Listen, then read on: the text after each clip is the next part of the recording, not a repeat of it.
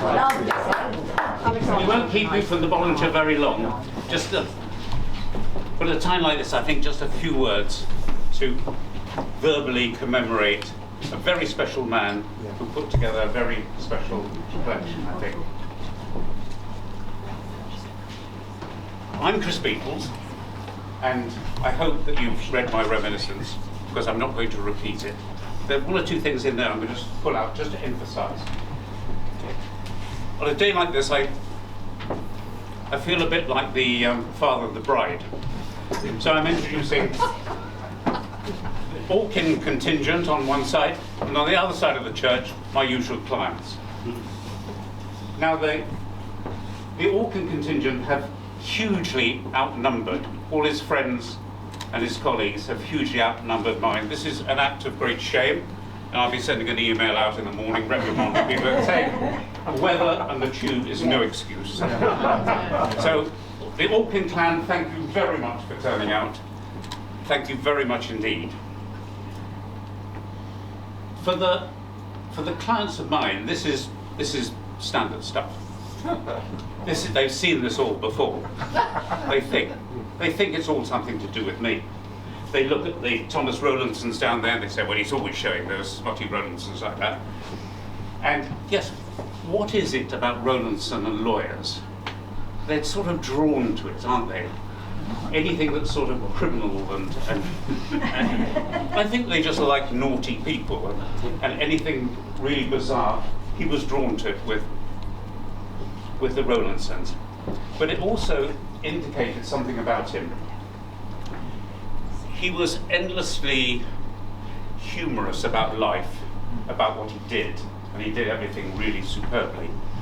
He was endlessly observing the social scene, commenting on people gently, but always with humour. But there was a curious self-determination and detachment which made him, in the end, really very attractive. You think that this is something to do with me? Not really. I'm just an actor on the stage, manipulated by him, and he's the bemused Greek chorus. This was Lawrence Alkin on the sidelines, calling the shots.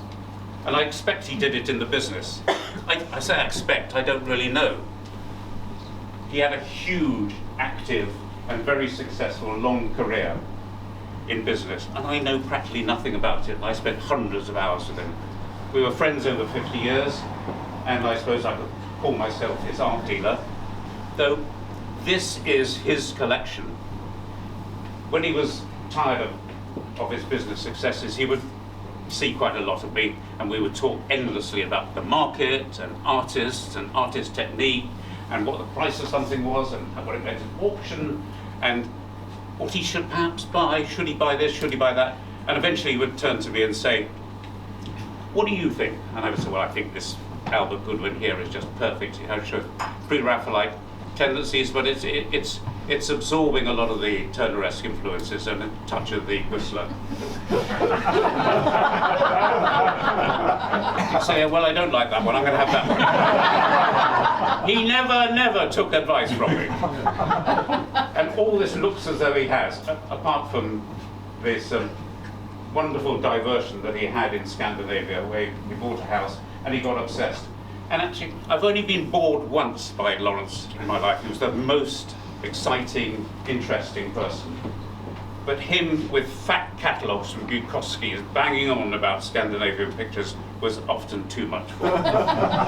He bought these all on his own, and he bought them very carefully. The Early English, of course, is where we started 50 years ago when we became friends. He moved into, as he said, as his eyesight deteriorated, he moved into High Victorian, where he could see detail and colour. And then later in his life, he put aside his market tendencies and just phoned up and said, I want that, and he would buy the best of 20th century art. He was delightful to be with. He was delightful to be a so-called a facilitator, not his art dealer. And now I think he would be very pleased with this. Now, it wasn't entirely, he didn't exclude from all his business activities. So there is a sort of Venn diagram in my life. For 30 years, he was the founder, chairman, director of 4 enterprise investment schemes that I ran, all hugely successful. And part of that success was the independent directors that I had. Always had 2, but one was always Lawrence. And there were sessions, were they not, Nicholas? There were sessions of great fun, of very businesslike and pernickety attention to detail. And in the end, he and the other investors did very well. That's a side of him that I saw, a side of him that wanted to get things right. There's a side of him that also had a detached and loving amusement for the world. He leaves behind a collection that is going to be disseminated and is already going into dozens of new collections. That's part of his immortality. But really, his greatest immortality is how he lives in the mind of everybody. He was just one of the most remarkable people I ever met. And that detachment, that self-sufficiency, that emotional coolness, I think added to the charm of the man. Never gushed, never insincere, never anything but friendly and loyal. I will miss him, but this lives on. The other side of his life now, the bridegroom side, I'm now introducing. I've met all the executors now, and I have to say that I'm really so pleased at the quality of the executors on this deceased estate. Despite my look, I've outlived an enormous number of deceased estates, and they're always a bugger to deal with. They're always itching to get rid of the stuff, dump it, respond to amnesty kicking the shit out of them. They can't get rid of it fast, and I don't blame them, because there's no perks in the job apart from doing it well.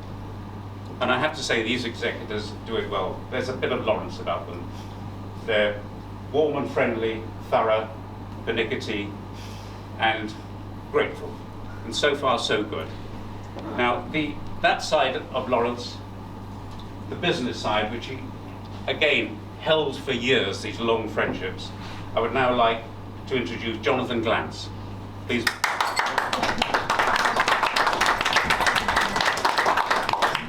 Thank you very much, ladies and gentlemen, for braving the thunderstorms and the tube strike and the difficulties in getting here today. And it's great to see so many people come along to see this wonderful collection.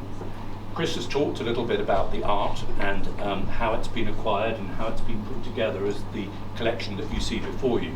But I just wanted to say a few words about the man himself, who I was privileged to know as a friend, as a business partner, and now I'm acting as his executor alongside Stephen and Dominic, to deal with what he left behind. And although you see the pictures here, there are also a lot of other things which were left behind, some more easy than others to deal with, but we are rising to that challenge. And as Chris said, one of the things we want to do is to make absolutely certain that we do the right thing by Lawrence's wishes, and his wishes were, amongst other things, that the estate be handled in such a way as to ensure that we get a fair value for all of these items and the other items which were part of the estate. He was very much a property man. He had interests here in America, and as we've heard, also in Sweden, and we have had some challenges in relation to that given the current market. We're in the process of unwinding what was a complex life. But the man himself was also complex. He was born in North London, went to Mill Hill School, then trained as a solicitor, having read law at UCL, and undertaken a very successful practice as a solicitor, working with colleagues in the West End, principally in and around property.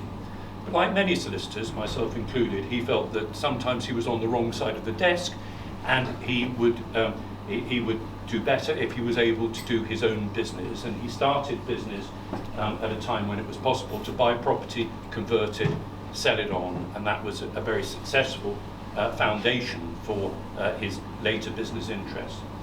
He then went on to found Holmes Place, the gym, and expand that throughout London and Europe, and it was later sold to the Virgin Group. His property interests also extended not just to ownership of property, but also to estate agency, where he was part of the founding team alongside Simon Agace and others who founded the Winkworths estate agency chain, which has prospered in London and elsewhere. He had lots of other interests as well. He loved his football, Tottenham Hotspur man. He loved fast cars. He enjoyed his food.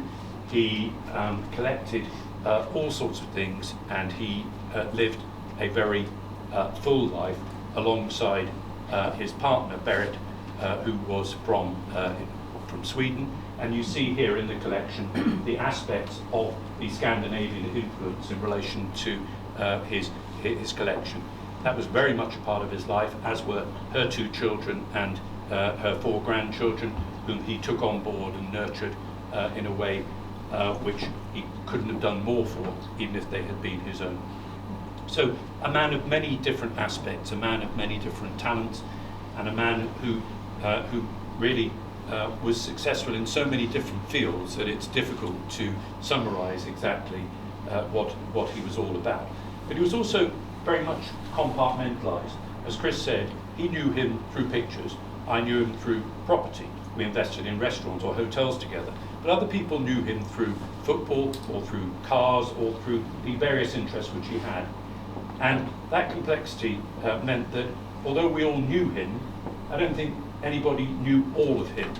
He was somebody who worked in different ways and operated in different fields, all of which very successfully. That he was an incredibly loyal man, an incredibly good partner in terms of business. He was never judgmental or critical. If things went well, he was delighted. If things didn't go well, he wasn't looking to blame you. And that's something which I hope I will be able to carry with me as part of his legacy, that he was always somebody who was willing to see the positive and not to be someone who was looking to blame things, whether it was the market or whether it was any other factor which caused from time to time deals to go not as he would have planned. So just before I close, I'd like to thank Chris very much for putting together this wonderful display of his collection today. It really honours his memory to see the depth and breadth of what we have here beautifully displayed. We really appreciate it. We think this is absolutely the right approach for a collection of this kind and for the estate. And thank you very much to you and your team for hosting this, putting together a fantastic catalogue, and hopefully leading to a very successful disposal of these beautiful pictures.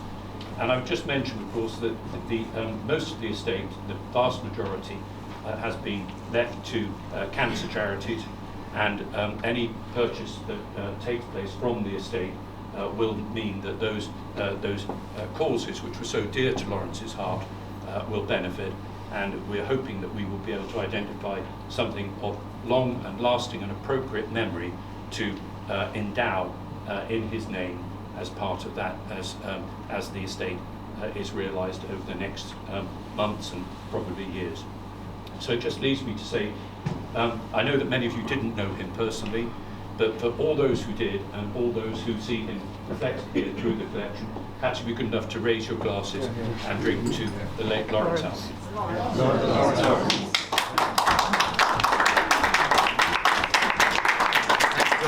We are indeed a Venn diagram. We overlap. The Bollinger is still on the go. Carry on toasting Lawrence. Thank you.